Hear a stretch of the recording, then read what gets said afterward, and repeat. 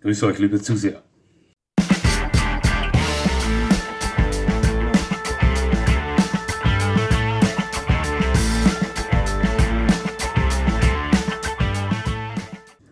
Nochmal herzlichst willkommen, liebe Zuseher, hier auf meinem Kanal. Ich freue mich sehr, dass Sie da sind. Heute möchte ich Ihnen von einem Hund erzählen, der für uns alle eine Herausforderung darstellen würde. Davon bin ich überzeugt. Egal ob alter Hundehase, erfahrenster Hundeprofi, für uns alle, ganz sicher.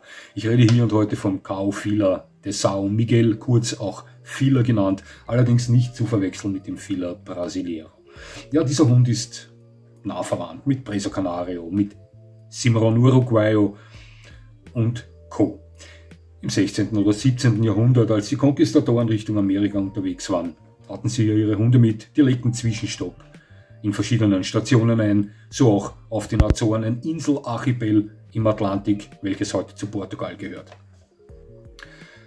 Auch dort hatten sie Hunde vom Typ Molosser mit, Jagdhunde mit, hauptsächlich Sichthunde, Windhunde, Podencos.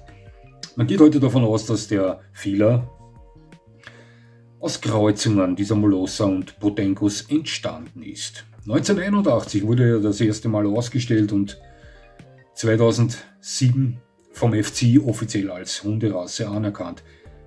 Der Fila de São Miguel gilt als Superstar auf den Azoren und jeder dort, ausnahmslos jeder, kennt diesen Hund.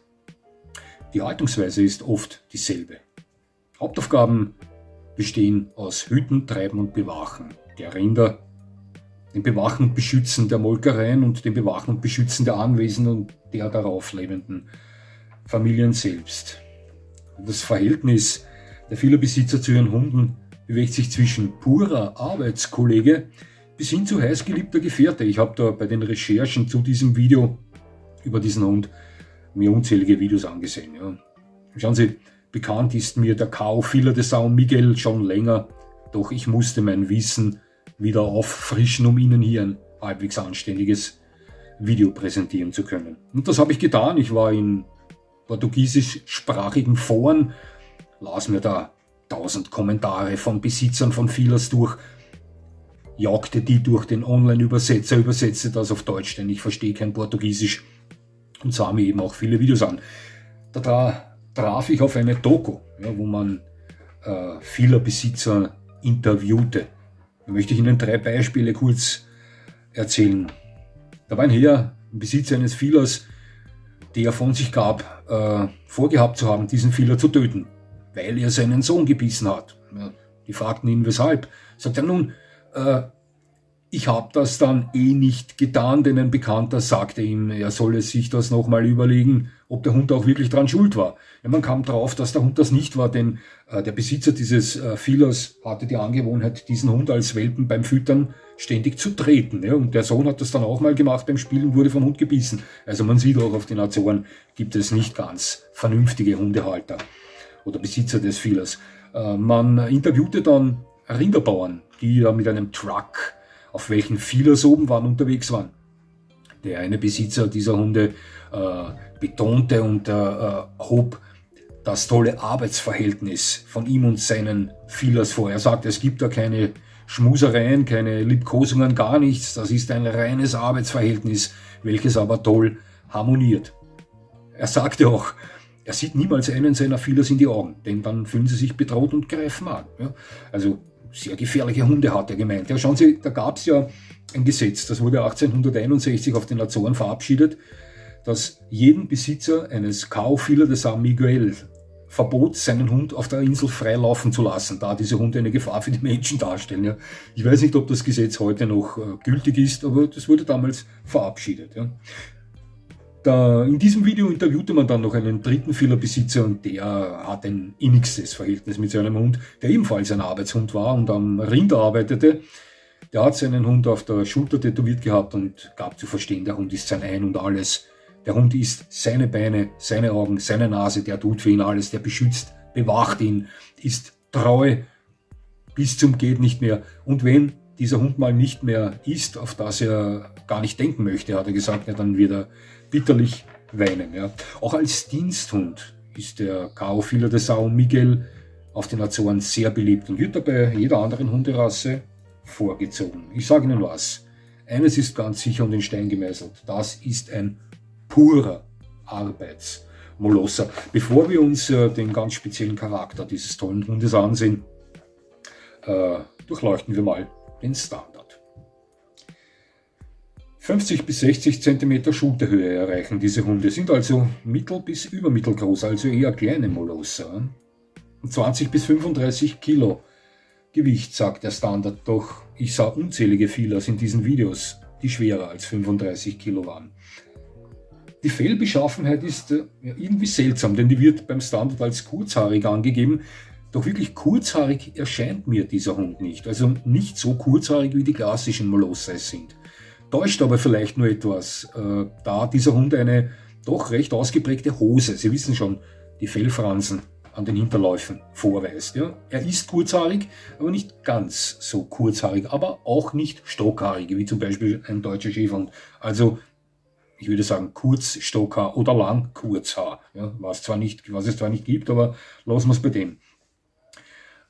Als Grundfarbe beim Cao-Fila de São Miguel ist erlaubt von Falb bis Dunkelbraun. Allerdings muss dieser Hund immer gestromt sein. Das ist bei Molossern meine absolute Lieblingsfarbe. Weiße Flecken auf Stirn, Brust und an den Füßen sind erlaubt. Bei den Ohren sieht es so aus. Genauso wie der Cimarron Uruguayo kopiert man dem Cao-Fila de São Miguel die Ohren ebenfalls in der Puma-Form. So wird dieses rund kopierte Ohr genannt. Das hat einen Zwecken auf den Azoren. Und zwar ist es so, dass dieser Hund bei der Arbeit, bei der Treiberarbeit als Cattle Dog am Rind häufig von den Huf des Rinds getroffen wird. Wenn das am Ohr geschieht, bildet sich hier schnell mal ein Hämatom. Sie werden den Begriff Blutohr höchstwahrscheinlich kennen. Das ist, wenn sich Ihr Hund mal zu heftig neben der Tischkante schüttelt und mit dem Ohr auf der Kante aufschlägt, ja, dann platzen hier schnell mal Äderchen. Das Ohr füllt sich mit Blut, das muss dann chirurgisch behandelt werden, ja, wird entweder gestochen oder geschnitten und dann sollte das wieder passen. Auch Paco, der Bullterrier meiner Eltern, hatte mal so ein Blutohr, weil er sich nahe des Tisches heftig geschüttelt hat. Das natürliche Stehohr füllte sich derartig mit Blut, dass es durchs Gewicht nach vorne überkippte. Das wurde dann aufgestochen und war dann wieder okay. Um derartige Verletzungen zu verhindern, kopiert man den Fila auf den Azoren. Mit der Rute sieht es ähnlich aus, denn auch die wird dort aus ähnlichen Gründen kopiert. Ja, ich kann mich erinnern, mein American People, der Reatela, der fiel mal so unglücklich auf die ausgestreckte Rute beim Auspowern, dass er sich diese prellte. Und obwohl Pits dafür bekannt sind, sehr schmerzresistent zu sein, vernahm ich hier einen Schmerzquietscher von Attila, also das schmerzt ihm doch ziemlich. Er trug die Rute dann 2 oder 3 Wochen lang etwas geknickt, aber das besserte sich dann wieder. Um das zu vermeiden, kopiert man auch die Rute beim Cao-Fila de São Miguel. Die Gesamterscheinung dieses Hundes zeigt uns einen atypischen Molosser. Ja, er ist klar erkennbar ein Molosser, doch zeigt auch klar erkennbare Anleihen eines Hütehunds, was eigentlich seltsam ist, denn hier soll kein Hütehund mitgespielt haben. Ja? Potengos, Windhunde mit Molosser, doch gehe ich davon aus, dass die jahrhundertlange Arbeit am Rind einen Hund mit der Optik sowohl eines Molossers wie auch eines Hütehunds erschaffen hat. Also ihn hier optisch ähnlich mit einem Australian Cattle Dog zu bezeichnen, wäre ein Blödsinn. Ja, aber er hat schon etwas Ähnlichkeit. Also gute Portion Molosser mit einem Schuss Hütehund, möchte ich sagen, Gesamterscheinung. Doch der Hund strahlt im ersten Augenblick gleich mal tolle Beweglichkeit und Power aus, möchte ich sagen. Jetzt sehen wir uns mal den Charakter dieses Hundes an. Wie schon vorher von mir erwähnt, habe ich mich da in einigen portugiesischen Foren bewegt und habe mir viele Kommentare unter Videos über diesen Hund durchgelesen. Ich möchte Ihnen mal vorlesen, welche Begriffe da am häufigsten vorgekommen sind. Ja? Ich habe mir das aufgeschrieben. Die häufigsten Begriffe beim Charakter des Cao-Fila de São Miguel waren mutig, scharf, treu, arbeitsfreudig, misstrauisch gegenüber Fremden, kompliziert im Vergleich zu anderen Hunden, äußerst wachsam, grimmig, schutzbereit. Das habe ich am meisten gelesen, wenn es um den Charakter dieser Hunde ging. Begriffe wie lieb, verspielt, Familie, Kinder kamen zwar vor, waren aber eher die Seltenheit, liebe Zuseher. Ich sage Ihnen was. Sie werden gleich verstehen, was ich meine. Wenn man lange Zeit mit vielen verschiedenen Hunderassen zu tun hat, wenn man lange Zeit mit der Hundewelt generell zu tun hat, dann bekommt man ein bestimmtes Auge für Rassen. Man kann Hunde bis zu einem gewissen Grad gut einschätzen, auch wenn man die persönlich noch nie gesehen hat. Ja. Ich sah in meinem ganzen Leben noch nie einen Cao Fila de São Miguel persönlich, leider. Würde ich gern tun. Doch wenn ich mir Videos von diesem Hund ansehe, ja, wenn ich mir seine Körpersprache, seinen Gesichtsausdruck näher ansehe, dann springt mir der Hund ins Gesicht mit der Ansage, du solltest mich besser anständig erziehen, denn sonst kannst du was erleben. Verstehen Sie, was ich meine? Der Fila von den Azoren ist so ein Hund und ich sage Ihnen was, davon bin ich überzeugt. Der Cao Fila de São Miguel ist der Prototyp des Problemhundes in der falschen Hand. Das ist für mich in Stein gemeißelt. Das ist ein äußerst leistungsfähiger Molosser mit überaus stark ausgeprägten Wach- und Schutztrieb und der wurde von 80 oder mehr, von 90% seiner Besitzer bestätigt. Ein Hund, der nicht einfach zu halten ist. Ein Hund mit Aufgabenbedarf, mit Sicherheit kein typischer Haushund in der Manier eines Schäferhundes. Der Hund eignet sich für Feinschmecker, für Leute mit großem Wissen zur Materie, wehrhafte, starke, leistungsfähige Hunde mit etwas anspruchsvollem Charakter. Leute, die in optimaler Weise über einen Vierkanthof verfügen, über einen Bauernhof mit Kleinvieh, über einen Vierkanthof, auf dessen Grundstück dieser Hund sich frei bewegen kann, bewachen kann, melden kann und so weiter. Das ist kein Hund, den Sie meiner Meinung nach mit den üblichen Verdächtigen erfreuen können, wie Sie den Normalo-Haushund erfreuen können. Also ich bin mir sicher, dass mein aktueller Lebensstil für einen Cao Fila de São Miguel, obwohl mich dieser Hund wahnsinnig begeistert, nicht geeignet wäre. Dem würde das nicht geben, ja, auf die Art und Weise einen gewissen Lebensstandard zu erfahren, wie es mein Hund tut, indem ich mit ihm mit der 3,5 Meter Leine und begleitet mit dem Brustgeschirr in den Wäldern unterwegs bin.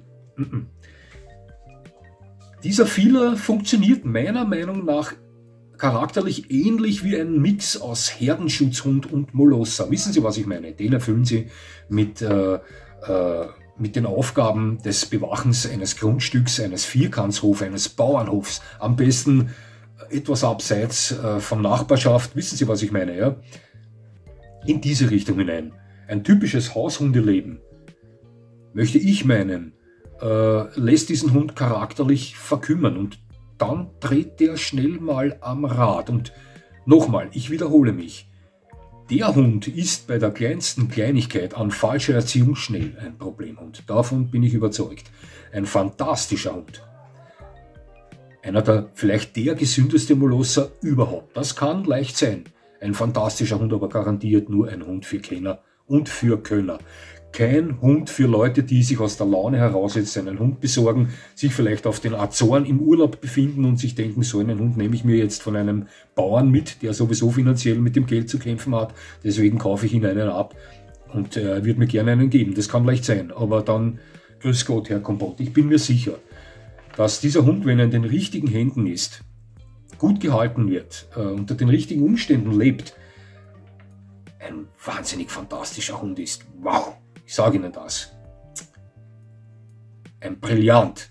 Doch, dieser Hund ist schrecklich in den falschen Händen. Davon bin ich überzeugt. Also, mein Gesamtfazit über diesen Hund. Toller Arbeitsmolosser. Robust, leistungsfähig, wunderschön, energischer Bewacher und Beschützer. Das ist seine Welt. Absolut nicht geeignet für Leute, die keine Ahnung von Hunden haben. Ja, das ist mein Gesamtfazit zu diesem Hund. Liebe Zuseher, es hat mich sehr gefreut, dass Sie mir zugesehen haben. Ich würde mich natürlich freuen, dass Sie mir weiterhin zusehen, wenn Sie mir weiterhin zusehen. Und jetzt wünsche ich Ihnen noch einen schönen Tag. Und das war's schon wieder.